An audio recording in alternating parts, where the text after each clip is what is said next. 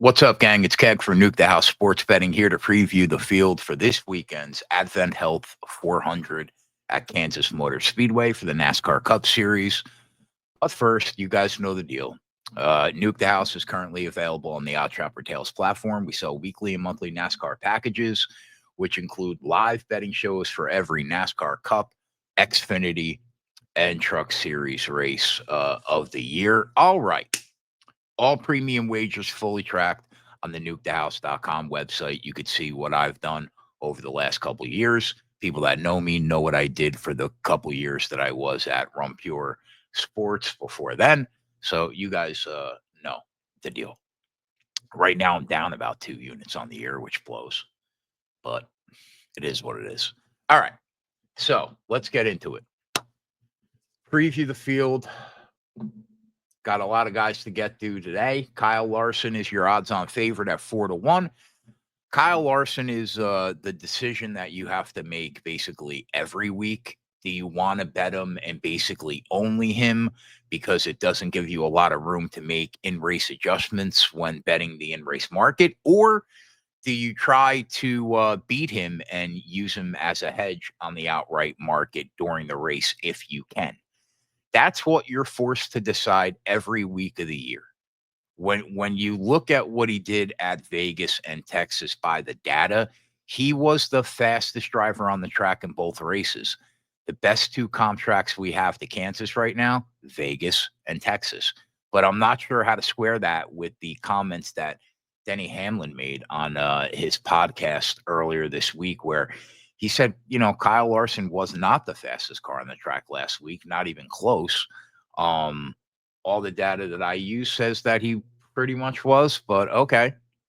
Regardless, we're talking about a guy that was top two in speed on average at about just about every intermediate track over the last 3.5 years in the next gen era. Here's the problem.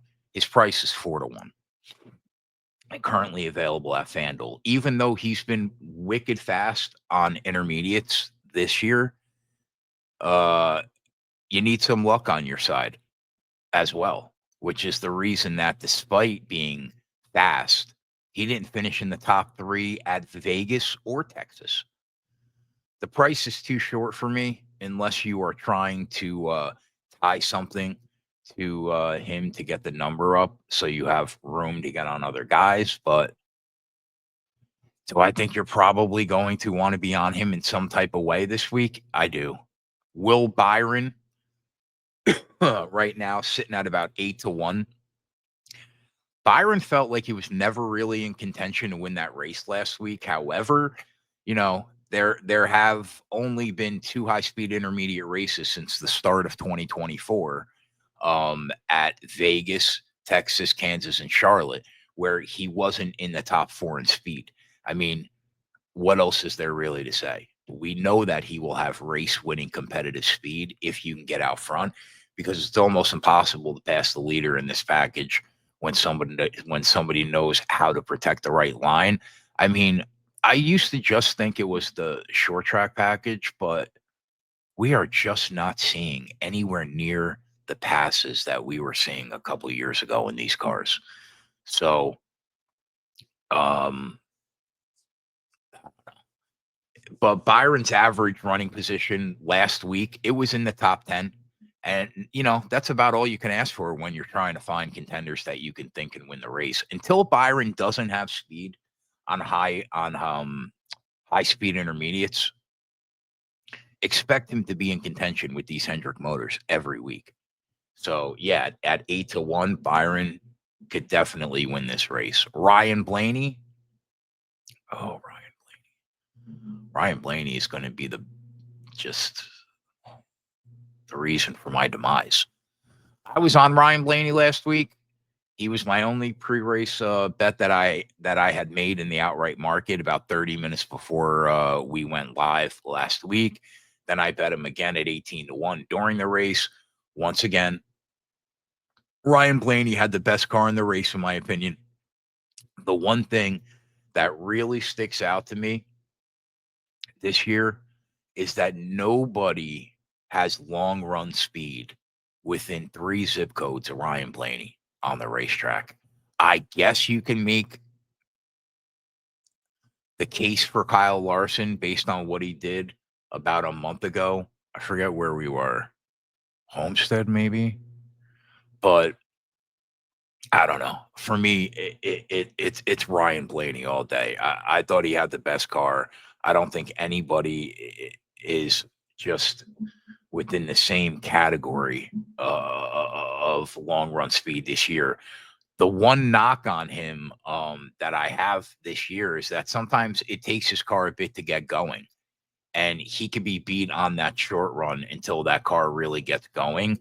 But at the end of the day, when you look at the heat charts for where Blaney's been running compared to finishing, it's an absolute joke, man. He cost himself this race, no doubt, last week by not taking the top lane with Larson when there were about 25 laps to go. McDowell instead got the top lane. He gets the lead, which should have been Blaney. Then the last caution falls. Blaney isn't in the position he should have been. Can't take the low lane, and Logano catches both him and McDowell to get the win. But in my opinion, week in and week out, Ryan Blaney is still the class of the field. I mean, I don't know what else to say. So yeah, at 7-1, he's live for sure, and I'll probably be on him. Denny Hamlin, scary day for my guy Denny Hamlin last week. Right now, sitting at about 8-1. Bad fire that broke out in his car after the motor blew. I was happy to see him get okay. As far as how Denny looked last week, look, the one thing I'll say about Denny in the next gen era is that he's been a top 5 car in terms of speed. The entire next gen era on all high speed intermediates. But this year he just feels a little off to me.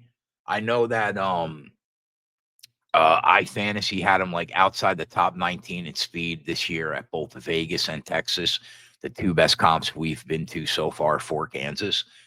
When the race has Denny lower in adjusted speed than at any point I've seen in the last 3.5 years. He just seems slower than normal to me right now. But the price is short this week. Why?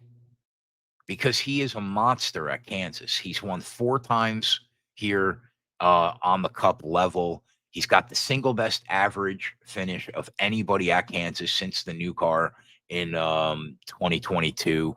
No worse than a top 5 in 6 of the last 7. I'm sorry. I mean, that's incredibly impressive. He should be considered one of the top contenders in this race. But to be fair, he's probably slower than he's been in the intermediate package than at any point in the Gen 7 era. If I had to say that right now, he could show up and finally put his foot on the throat of the field. But at 8-1, considering the speed he showed at Texas, meh. But man, if you're not on him, you're going to fear him this week. Alex Bowman. I'm going all over the place on the odds board, just giving you the guys I think could win the race. Alex Bowman right now, 22-1 range. Alex Bowman has been the most pleasant surprise of my 2025 NASCAR year. He is so much faster this season than he was last year. And while, he couldn't stay out of trouble last week, for the most part, he's pretty good at not being crazy aggressive and finding solid finishes. There are not many people faster than Alex Bowman in the intermediate package this year. I mean, that's just what it is. I'd have Alex Bowman in the top 5 in terms of speed in the intermediate package right now, probably behind Larson, Byron, Reddick, and Blaney. To me, he's probably number 5. Here's the good news for Bowman. He's rock solid at Kansas. One of his best tracks, 5 straight top 10s for Bowman. 3 of the last 4, he's been in the top 7 at Kansas. It's pretty good. He just continues to get better in this package, man. When you look at his speed on these intermediates from a year ago compared to now, Like, it would not shock me if Bowman found a way to get it done this week. When you look at the people that have speed on intermediates, like real true speed, he's the best value on the board every week, in my opinion, with Bubba Wallace right now, and maybe Joey Logano. I'm kind of sold on Joey after last week. Um, but bottom line, I'm a buyer on Alex Bowman. I like his chances this week. The only thing I didn't like was when I saw him qualifying as early as he has to this weekend, kind of gives me pause and probably won't will be the reason that I don't get involved in the outright market pre-flop with him. But 100% he's a contender. Bubba Wallace, 22-1. Much like Alex Bowman, Bubba's been the other surprise in this intermediate package in terms of speed this year. You know, he lost it in a big way in 2024. Didn't make any sense because Reddick didn't lose any speed. Reddick was as fast as he's been. Um, but Bubba just did not have that early 2022 and 2023 speed back.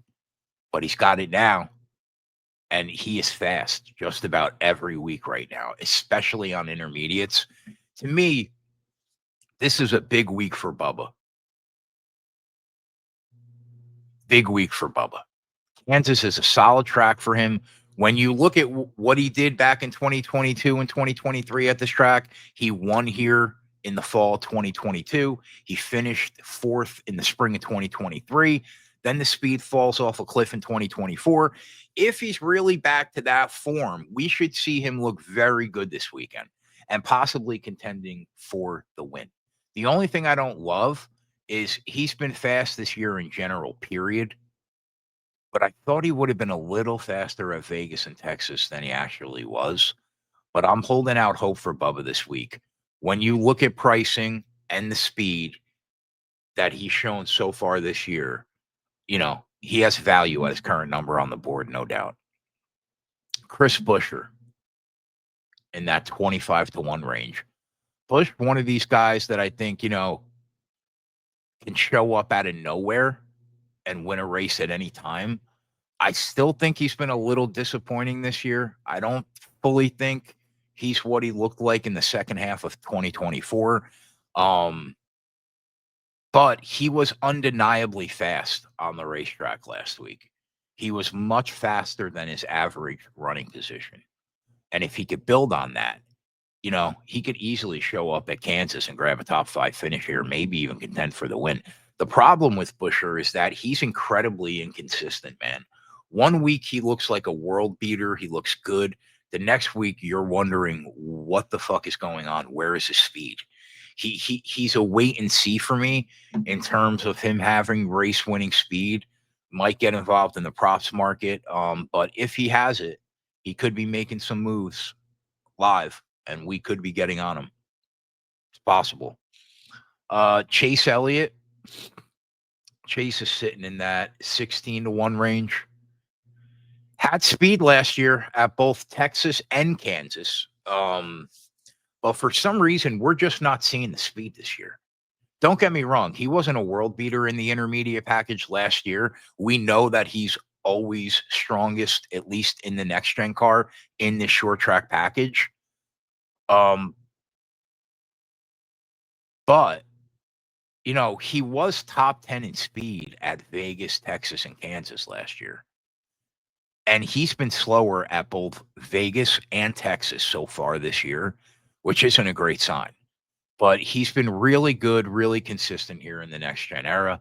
He's finished in the top 11 in 5 straight next gen races, I'm sorry, which is impressive, man. I mean, does he show up with something this week? I don't know because you know you really can't pass a ton in this package either. It feels like, and because Elliott goes out late in qualifying, it would not shock me if he finds another top 10 day here with a clean day on pit road. But I don't know. I'm just not feeling the speed right now. He could definitely top 5 or top 10, if passing is any type of challenge this week. But Yeah, I don't know. Joey Logano, 18-1. I have not been on Logano much this year, but I feel like he's in play this week. I know a guy I respect in the industry, Chris Wormy, was on him last week, I think,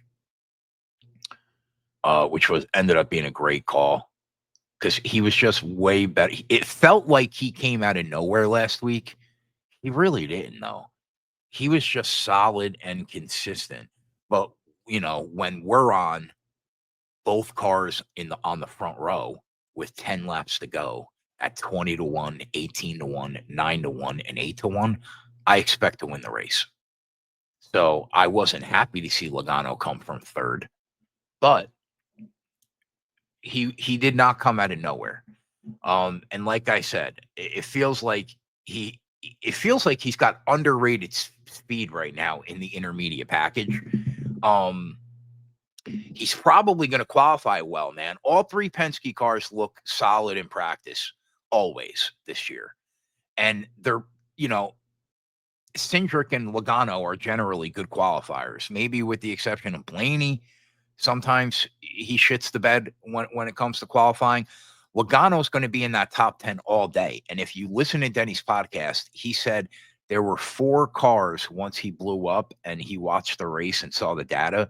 4 cars that were fast everywhere on the track: Logano, Bowman, Buescher, and I believe the other guy was Blaney. Race Insight said that the best 2 cars in the tire code this year were Logano and Byron. If he is there late, he's going to be a problem. And, given the passing we've seen in the package and the speed Penske's shown and where he's probably going to be on the grid, 20-1 is a fair number. Hasn't been very good here in the next gen era, but I don't think it matters right now. He's so much faster on intermediates this year than he was last year, and Penske just has really good speed to start the year. So I think he's super live to go back to back despite Ford not winning in the next gen era here. And I can go on all day, boys, but we'll cut it there. I would include Tyler Reddick and Chris Bell. Tyler Reddick, top 2 or 3 in this package on every intermediate track the last 3.5 years. For some reason, he just can't get it done and over the hump this year, but he's a lightning bolt every race. Will he get it done this week? He's won here before. Has he won here before? Let me just confirm that. 2311's won here before, I know.